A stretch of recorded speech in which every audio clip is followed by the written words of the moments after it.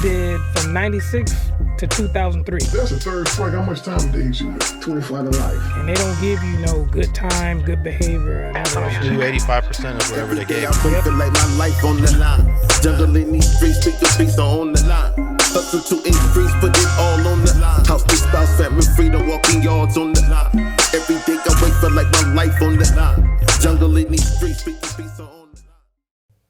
I changed everything, and cause motherfuckers ain't been where I've been. They ain't experienced what I experienced. You know what I'm saying? When your grandpa dies and you and Shoe, and they come to that. Hey, you know that knock is something wrong. Your grandpa's just passed away, so want to let you know. How do you deal with that when you in a concrete room? You dig what I'm saying? So motherfuckers ain't dealt with that kind of stuff before, so I made a choice, a decision, a conscious decision to change one thing that was everything. So being a D-boy, having that, being a D-boy from the 80s, how I'm going to bring this D-boy game to 2000. You know what I'm saying? That's a transition some just can't do. Yeah, so... it is doable, but a lot of folks can't do it like that. That's me right there, homie. So I was telling Junior when I first touched down, I twirled Verizon wireless signs in Long Beach off of 7th and Redondo for $8 an hour. With some dark shades on. Like this? Yes, sir. I twirl Verizon. I know exactly what you're talking about, the gas station. Yeah, I twirl Verizon wireless signs right there. In the hot sun. Two gas stations. They gave me a thing called the MP3 player that holds 1,000 songs. Put the things in. And all I got is all NWA on there, Ice Cube, you know. You stuck back at 90. Dub C, the Mad Circle, you know what I'm saying? King T, you know what I'm saying? I'm banging King T, you know. Shout out to Dub C. Yeah, Rodney O and Joe Cooley. I'm still bumping that right there. Still got the, you know, still walking around, you know, still wore the Chuck T's because remember that's how I dressed. You know, that's how we dressed. Yeah, that's how we dressed. Yeah, and I'm still dressing like that right now. So so that's 44 years old. So that was my get down. You feel me? And first car I bought was a Regal. When you got out? Yeah. Oh shit! I put them. Remember back in the days, the McLean laces. Yeah, those were before. Were they before? Yeah. Those were before the Dayton's, huh? Before the Dayton's, yeah. Yep. You know, I think it was Krager's Krager's. And then McLean's. Then these. So this is after you went and copped a Regal. Yeah, I got a Regal for $700. Oh yeah, before you left, you wouldn't get no Regal for $700. Fuck no. And then I went and got that. I got the McLean laces from a place called Pick Apart for $200. All four with the tire? So with tires. You went to Wilmington. Pick Apart right there. Yeah. So you get them? They pay what, $2 or $3 to get in to get it. Yeah, and they stamp your hand. Yeah. So and you had to take them off yourself. No, they were right there. They were just right laying there on display. Okay. Yeah. One down, one on top. Yeah. They were scraped up, but some simple green. You know what I'm saying? Brought them back to life. Brought them back to life for a little bit. You know, so little elbow grease up. That's in there. it, man. Yeah, you know, on parole. Well, supervised release is what they called it. My PO was like, this cat gonna violate on the new criminal conduct or violation. He telling that to you? He told me that to my face. Oh, shit. Because, you know, I got motherfucker on the yard. Yeah, I got 10 disciplinary transfers. I had 27 dirties. You know what I'm talking about? Excuse me. For the record, for the people looking and people listening, dirty. He's talking about drug tests was dirty. Heroin. Yeah, so cocaine. He tested dirty for that, and you can't get tested dirty, but there's a penalty for that, and that's when he said dirty. His piss wasn't clean; it was dirty, and he got penalized for that. And when he said transfer discipline, that means he left one institution because he was cutting up in California, and then they sent him to other institutions because he kept cutting up at all the institutions he kept going to. Exactly. I mean, what do you mean cutting up? Might have been stabbing folks. You might have been beating up on staff. All the above is cutting up. He was letting the monkey out. Yeah. So disciplinary. How did I mean, how many spots you been to? 13. Because I met you on your last one. Was in 13. Safford. You've been to 13 spots. Yeah. 13 different federal institutions. God damn. Yeah, 3 administrative transfers for good behavior, and 10 for disciplinaries. Gotcha. And when I did that 9 months in SHU, that was because some shenanigans went down. Some people got blasted because that's... You mean stabbed? That's what the term blasted means. Yeah, they got blasted. Yeah, I got you. They were given an instrument, you know, that was it was a beef rib about this Well, long. they still got bones in there. This institution, they did not cut them. Oh my Usually God. they cut them. So when You I don't saw get that them, in California, when I saw them ribs, I told just Yeah. take these out the chow hall, and I sharpened them, Yeah, and put we a point placed on them.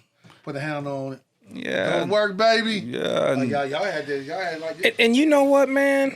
You sit here with that story, and I know you. Yeah. But at no time did you mention any names. Did you snitch to get a lesser sentence? You took yours like a real G. that's the I chose to be a part of this lifestyle, so that's the part of the game. Is What that, say that? That's part of the what? that's part of the lifestyle, Part of the game. part of the game. So It's part of you the took game. yours and walked it off. Took his pill and swallowed it. Yeah, jagged pill. I swallowed it and did what I did and that's what it's like. But anyhow, my life is fantastic. You Now know, today, man, my life today, homie, for real. I'm a dad. I never had. You feel me? congratulations. I got twin girls, Woo! 6-year-old twin girls. Ooh. Um, You got any boys? no boys. Gotta go to work. Somebody gotta protect them girls. Yeah, I ain't gonna pollinate nothing else. Daddy out I'm there with good. the hammer, man, bringing them dudes away from the house. Yeah, I'm good, man. I'm a single dad. I take care of my babies. They live with me. Okay, You know, okay. when I touch down, you know, the universe like really blessed me for real. The universe blessed me for real. You know, from twirling Verizon wireless signs, sitting at a Starbucks, this couple saw me. Because remember, I was 200 pounds when I got out. Yeah, you know? he was pushing iron. Had a 4-5 flat bench, you know, and You pushing that Olympic? We even pushing those. the Olympic, no pig iron. Yeah. You know, no pig iron. They didn't have pig iron in the feds. Nah, that's why joints is all fucked up right now, you know. But that'll tear the body up. Yeah. It'll tear you up, dog. Yeah, for real. It'll cut you and swole you up, dog. yeah, you But walk it'll out. down with you at the same time. You're damn straight. You're damn straight. So when I touched down, like I said, I was at a Starbucks. A couple saw me. It was like they worked for this TV show, you know, and they looked at me and they were like, "Man, do you think you can play a convict? We like your look." And I remember I just got out like a few months I ain't earlier. got to change mode. This is natural. So I'm like, "Yeah, I think so." He said, "We work on this TV show and we would love to use you." So I'm like, they gave me their card and said, "Call this number and show up." And I'm twirling Verizon wireless signs for $8 an hour. You dig what I'm saying? doing So, square shit. homie, I called them and they was like, "Yeah, come on." They gave me the address. I showed up there and they were doing a prison scene. And they said, "Is this real?" I'm like, "Nah." So I met all the Adjustments they needed to get done. Yeah. To look like a real yard. Yeah. Activity wise. The activity wise, everything, homie. And from there, they were like, they pulled me into a tent with all these people and they're taking down everything that I'm saying. Notations. And then they sent me back to the bullpen with everybody else. Then they called me back and said, "We want you to do this." I'm like, I'm not an actor. Same thing Bones do. Yeah. So I'm like, Show them how to walk like gangsters. yeah. And from there, they were like, we want you to do this. So I did it, man. And they gave me a SAG card. So I'm a fucking actor, you know, SAG and actor. Like that? Run the play. Yeah, I got it. I keep that thing in my pay my dues. Yeah, right. Run So the play. from that Starbucks meeting rolled over into you going down there. What was your mind? Was you like, "Oh, these people bullshit"? Because you know we from LA. You meet people. Actually, I want thought you they were some swingers because I saw baby. You know what I'm saying? I'm like, man, I hit that right there. okay. I hit that. Look. This jailhouse shit right here. We heard about you motherfuckers out here. Yeah. She want me. I do her right now. You know what I'm saying? But yeah, that's what I thought they were. But you know, the funny thing was, her name was Casper. And Casper? That was her last name was Casper. And that's what they call me, Casper the Ghost. And I got the tattoo on my arm, so I'm like, the universe, this is perfect. You feel me? So they blessed me and they kept having me come back, and then they would call me for another show. I got a chance to work with LL Cool J. No So shit. I'm right there playing chess. LL comes up and I'm like, "Our fools made LL." And he was like, I said, "I play this shit for real, L." you know, and he started laughing, and we chopped it up. Real cool brother, you know. He don't like to be called L. He like to be called Todd. And from there, man, I'm in Marina Del Rey, and this one cat pulls up on me, says something different about you. I'm like, I'm just a man like many other people. It's a white dude. He said, my name is Christopher Kennedy Lawford. I'm like, okay, I'm DJ Verrett. I'm like, and he was like, he said like law enforcement or attorney. like an attorney or something, you know, but not knowing that this is JFK's nephew. No shit. JFK's nephew, and I got a little studio apartment because remember I lived in a small environment for a long time, so I didn't need much. Yeah, just need a shitter and some heat and Yeah. a little light, just a little this and a little that, and I can work. But I'm still using, like I'm on the line still. You see what I'm saying? Still, yeah. So I'm still using that. So this cat, he was like, "You're just shining. I saw you. You just shining." And like, I ain't with that shit right there. Wherever you think you are, that's not me. But if that's you, that's you. It's all love. But I'm not with that. He was like, "Man, something about you that I need to help you." And I'm like, "Shit."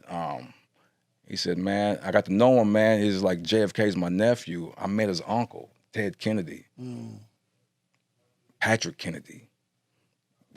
I'm like, "Man, how?" You know, I said, "Do you know who I am?" Yeah. You know, do you know My background. I told you my background. Right. And he's like, "I believe you. You just need help. We need to get this message out." And same thing that you doing right now for me right now. You know, being on the line, being on your show. So again, thank you for that. And we both. yeah, Junior. You know, it's just, when I met him, he was little bruh. A little square ass motherfucker. Junior, no, he wasn't square at all. He wasn't square at all. But he was. I've been like, this is a square ass Pyro nigga. Yeah. He's a likable dude, man. Yeah, that's I like that's him, little man. bro right there. That's how I treat him. Yeah, so That's how I treat him, like a little brother. Yeah. I remember the day he cut his ponytail off. Yeah. Shout out to Denzel. Shout out to Denzel. I think gave my first haircut. Yeah, here you go. Yeah. Ponytail was in the eye. Yeah, he had a ponytail. I had a ponytail. Yeah. I just want to put some of that dark and lovely in it. Yeah, coming in with the trying to see the Texas back and see this crack. Yep. Shout out to Denzel. Cut my hair for me. Hey, this youngster right here, I'm gonna tell you about Junior. You know, it's like Junior, he go buff that iron, do his thing. Always Solid soldier. he was solid, man, and I love him. Like we came from the same womb. You dig what I'm saying? And he's been there, and you know, I'm proud of him. It's a great thing. That's I'm why proud when of you him. reached out to the other homie, Denny, and he was like, yeah, hit up Junior. He got his, you know what I'm saying? And I was like, for sure, I got you, man. So here we are. Yeah. Boom, boom. So this is, that's why I wrote my book called From Life in the Maze to an Amazing Life, because living in that maze, and many people lived in the maze, and it's all about living an amazing life. So from Chris, he wrote a book called Moments of Clarity with all these celebrities. So I'm meeting Louis Gossett Jr. This is the dude who said you got this shine to you. Okay. And I got this white dude who's a Kennedy, right? Who ain't never been in no projects. Yeah. He would come with me. I said, I'm gonna show you where I grew up at. And he was like, he went to Harbor City with you. Yeah. He would go hang out with me. He was like, I don't understand because it doesn't apply. I'm a good person, but it doesn't, the stuff that you got to deal with because of what I look like. You see what I'm saying? And what he looks like. We talked about this in 2008, 9, 10, and we were good friends. And he was like, what can I do? And his cousins, Patrick, big advocates for change for people who look like me. You dig what I'm saying? And for everybody else. Right, you know what I'm saying? So these are the people that are in my corner. So man, homie, for real, Christmas Eve 2008, I'm in the Hollywood Christmas Parade. Down on Hollywood Boulevard. Right down the street? On Hollywood Boulevard. I'm right there. Jingle bell, jingle all the way. I'm on the float.